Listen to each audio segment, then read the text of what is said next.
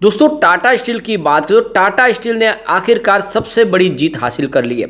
यानी उनकी जो तमन्ना थी कि यूके के अंदर उनका जो पोर्ट टेलीबोर्ट का जो प्लांट है वो बंद न हो, और इसके लिए यूके गवर्नमेंट से एक बहुत बड़ी हेल्प मांगी थी, वो फाइनली उनको हेल्प मिल चुकी है। और अब आप समझ सकते हो कि इसके बाद में मर्जर की प्रक्रिया भी बहुत जल्द पूरी होने वाली है। यानी टाटा स्टील ने जो सोचा था बिल्कुल वही हो रहा है। आने वाले 2045 तक वो पूरी तरह से ग्रीन स्टील का निर्माण शुरू कर देंगे।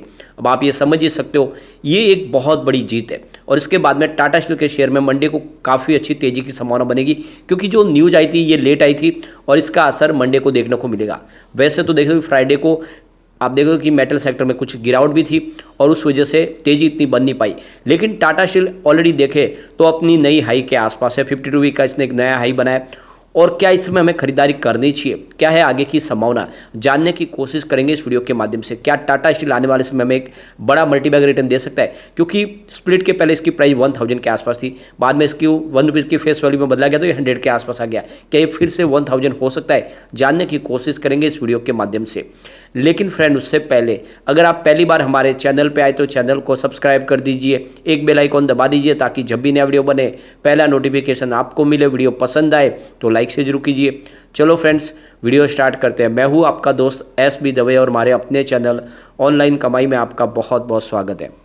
सबसे पहले फ्राइडे के बाजार की बात करें तो 67,838 के स्तर पे क्लोजिंग थी, जहाँ पे 319 पॉइंट की शानदार तेजी देखने को मिली। 0.47% अपर क्लोजिंग दिया बाजार ने। और इसके पीछे वजह रही कि काफ़ी ज़बरदस्त रहा है FI और DI का रुझान, दोनों ने ही बाजार में खरीदारी की है।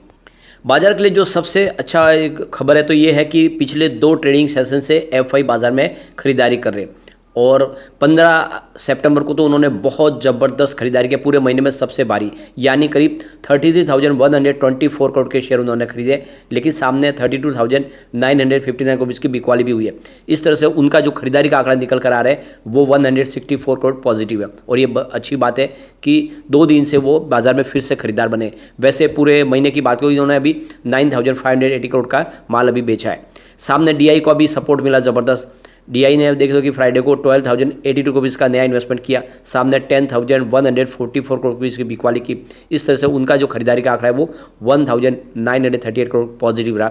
तो काफ़ी अच्छी खरीदारी, और इस महीने में उन्होंने 10,230 करोड़ रुपीज़ का माल खरीदा है। तो FI DI दोनों ने ही बाजार में खरीदारी की है।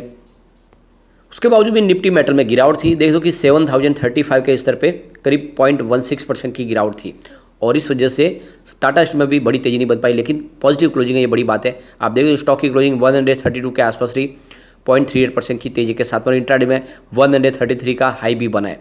फिलहाल स्टॉक अपने 52 वीक के हाई के आसपास है। और अब आप देख रहे हो कि टाटा स्टील को मिली है सबसे बड़ी जीत। यूके गवर्नमेंट ने उनको बड़ा एक पैकेज देने का अनाउंसमेंट कर दिया है, और आप ये समझ ही सकते हो ये सबसे बड़ी जीत है।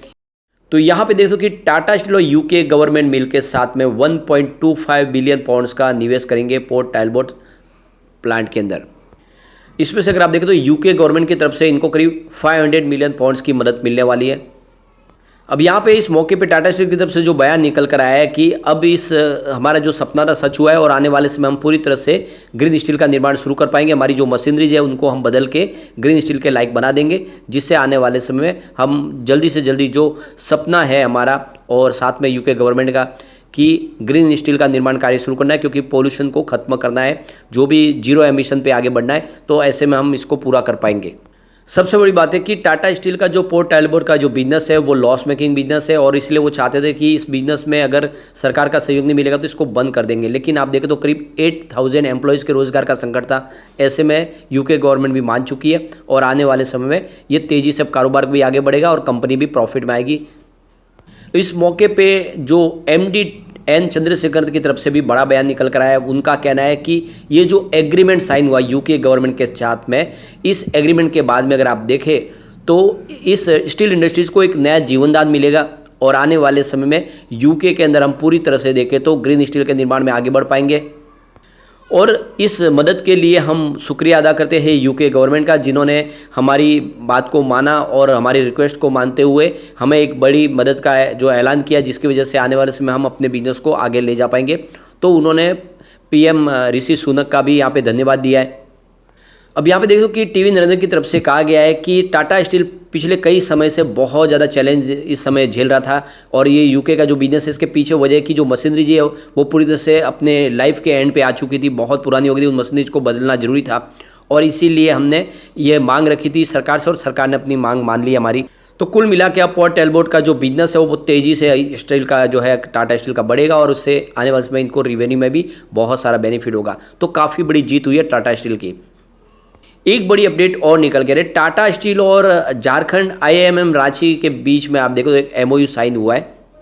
तो यहाँ पे इस एमओयू का मकसद है टाटा स्टील फाउंडेशन के बीच में जो इसमें साझेदारी का उद्देश्य है कि सोशल इम्पैक्ट इंसेटिव्स को बढ़ाना, अनुसंधान गतिविधियों को बढ़ाना और झारखंड में ज्ञान को साझा करना। तो आप देखते हो कि इस एमओयू के माध्यम से आने वाले समय एक नई टीम तैयार कर सकती है टाटा स्टील और आने वाले समय नई से नई टेक्नोलॉजी को अपने बिजनेस के लिए आगे बढ़ाने के लिए आप समझ सकते हो कि ये जो आईआईएम के साथ में एमओयू साइन हुआ है ये काफ़ी इसका योगदान होगा। तो यहाँ पे देखते हो कि इस एमओयू के बाद में जो उनको आईआईएम के स्टूडेंट हैं उनको पाठ्यक्रम के माध्यम से इस तरह से एक व्यवहारिक नॉलेज दिया जाएगा, उनको किताबी ज्ञान के अलावा भी दुनिया के दूसरे ज्ञान मिलेंगे और वो आने वाले समय में अपनी अंदर की क्षमता को बाहर निकाल पाएंगे और इसी को लेकर ये एमओयू साइन किया गया है। अब यहाँ पे अगर हम इसके शेयर होल्डिंग पैटर्न की बात करें तो प्रमोटर की होल्डिंग यहाँ पे 33.90% के आसपास है जो काफ़ी अच्छी है और यहाँ पे इनके गिरवी शेयर भी है, लेकिन ये मात्र बहुत कम अमाउंट है, 1.55% शेयर ही गिरवी है। यहाँ पे अगर एफआई की बात करें तो उनकी होल्डिंग 21.52% के आसपास थी सितंबर में, 21.87 हुई दिसंबर में, फिलहाल 20.28% के आसपास होल्डिंग है। तो एफआई की होल्डिंग थोड़ी सी कम हुई है, इसमें कोई बड़ी बात नहीं क्योंकि एफआई ने ऑलरेडी बाजार में काफ़ी ज़्यादा माल बेचा है जून क्वार्टर के दौरान। डीआई की होल्डिंग बढ़ी है, 18.08% की होल्डिंग थी सितंबर में, दिसंबर में बढ़ के ये देख दो कि 19.55% के आसपास आएगी और जून क्वार्टर में ये 20.77% तक आ गई। तो डीआई ने जम के खरीदारी की इस समय टाटा स्टील में। इसके अलावा म्यूचुअल फंड की बात करें उनकी भी होल्डिंग लगातार बढ़ी है, 7.31% की होल्डिंग थी सितंबर में, दिसंबर में ये 8.18% हो गई और जून क्वार्टर में 8.94% तक आ गई। तो ज़बरदस्त खरीदारी की म्यूचुअल फंड ने और लगातार हर क्वार्टर में म्यूचुअल फंड और डीआई की खरीदारी टाटा स्टील में बढ़ रही है और ये एक बहुत बड़ा पॉजिटिव ट्रिगर है स्टॉक के लिए। फिलहाल जनरल पब्लिक के शेयर घटे हैं, 26.48% की होल्डिंग थी सितंबर में जो दिसंबर में 24.68% के आसपास आ गई, फिलहाल वापस बढ़ी है 25.05% के आसपास है। ओवरऑल यहाँ पे निवेश का मौका बनता है। अब यहाँ पे लेटेस्ट अगस्त के आंकड़े हमारे सामने आ चुके हैं और बड़े बड़े म्यूचुअल फंड ने जम के खरीदारी किया, जिसमें आप देखें तो Aditya Birla SL flexi cap ने यहाँ पे 550 रुपीज़ का इन्वेस्टमेंट किया है। इसके अलावा एसबीआई बैलेंस एडवांटेज फंड ने भी यहाँ पे 535 करोड़ का इन्वेस्टमेंट किया है और उनकी होल्डिंग 10.56% मंथ ऑन बेसिस पे बढ़ी है। मीरे एसेट इमर्जिंग ब्लू चिप ने 394 करोड़ का इन्वेस्टमेंट किया है। इसके अलावा मीरे एसेट लार्ज कैप ने भी 375 करोड़ का इन्वेस्टमेंट किया है। इसके अलावा आप देखें तो कैनरा रेबोको इक्विटी हाइब्रिड ने 89.72 करोड़ का इन्वेस्टमेंट किया है। इसके अलावा ICICI pru balance advantage direct ने 375 करोड़ का इन्वेस्टमेंट किया, उनकी holding 7% month on month basis पे बढ़ी है। इसके अलावा फ्रैंकलिन इंडिया फोकस इक्विटी ने 276 करोड़ का इन्वेस्टमेंट किया है। मीरे एसेट टैक्स सेवर डायरेक्ट ने 251 करोड़ का इन्वेस्टमेंट किया है। एसबीआई कॉन्ट्रा डायरेक्ट ने 250 करोड़ का इन्वेस्टमेंट किया है। इनकी 0.99% की holding month on month basis पे बढ़ी है। इसके अलावा निप्पॉन इंडिया लार्ज कैप ने भी 245 करोड़ का इन्वेस्टमेंट किया है। तो काफ़ी बड़े म्यूचुअल फंड ने जम के खरीदारी की है। अब एक बार हम टाटा स्टील को स्टील सेक्टर से और दूसरे सेंसेक्स के मुकाबले एक बार कंपेयर कर लेते हैं तो देख सकते हो कि टाटा स्टील ने पिछले 5 साल में 16% का पॉजिटिव रिटर्न दिया है, जबकि बीएसई सेंसेक्स में 12% की तेजी बनी है और मेटल इंडेक्स 10% का पॉजिटिव रिटर्न दिया है। तो यहाँ पे बिल्कुल सबसे शानदार रिटर्न जो है टाटा स्टील का है। 3 ईयर के हिसाब से टाटा स्टील ने 48% का पॉजिटिव रिटर्न दिया है, जबकि सेंसेक्स में 20% की तेजी बनी है और मेटल इंडेक्स 39% दौड़ा है। तो बिल्कुल रिटर्न सबसे शानदार टाटा स्टील का ही है। 1 ईयर के हिसाब से देखें तो टाटा स्टील ने 20% का पॉजिटिव रिटर्न दिया है, सेंसेक्स में 12% की तेजी बनी है और मेटल इंडेक्स 18% दौड़ा है। तो यहाँ पर भी 1 ईयर के हिसाब से टाटा स्टील का ही रिटर्न सबसे बेहतर है। अब 3 मंथ के हिसाब से देखो टाटा स्टील ने 15% का पॉजिटिव रिटर्न दिया है, जबकि सेंसेक्स में 7% की तेजी बनी है और मेटल इंडेक्स 14% दौड़ा है। तो 3 मंथ के हिसाब से भी टाटा स्टील का रिटर्न बेहतर है दूसरों के मुकाबले। 1 मंथ के हिसाब से देखें तो टाटा स्टील ने 11% का पॉजिटिव रिटर्न दिया है, जबकि सेंसेक्स में 3% की तेजी बनी है, मेटल इंडेक्स में 9% की तेजी है।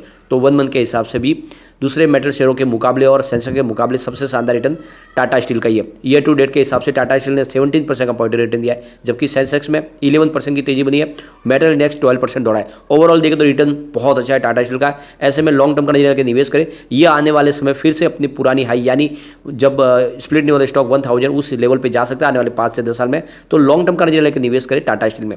लेकिन फ्रेंड, कोई भी इन्वेस्टमेंट करने से पहले अपने फाइनेंशियल एडवाइजर से बारे ले ले या अपना खुद का रिसर्च करें, क्योंकि मैंने वीडियो आपके एजुकेशनल पर्पज के लिए ही बनाया। वीडियो पसंद आए तो लाइक शेयर जो कीजिए और चैनल को सब्सक्राइब कर दीजिए।